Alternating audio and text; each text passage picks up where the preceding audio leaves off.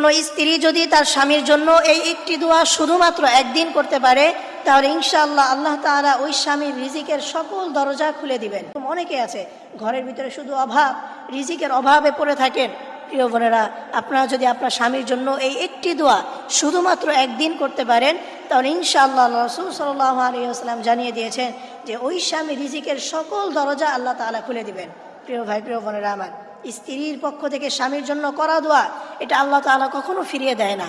কোনো স্ত্রী যদি তার স্বামীর জন্য দুহাত তুলে আল্লাহ তাআলার কাছে দোয়া করে, তাহলে সেই স্ত্রী যদি নেককার হয়, 5 ওয়াক্ত নামাজীওয়ালা হয়, তাহলে তার দোয়া আল্লাহ তাআলা কোনোদিন ফিরিয়ে দেয় না।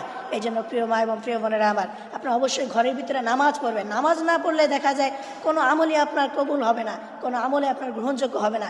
এই জন্য মা বোনেরা যারা আছেন, অবশ্যই আপনারা 5 ওয়াক্ত নামাজ পড়বেন।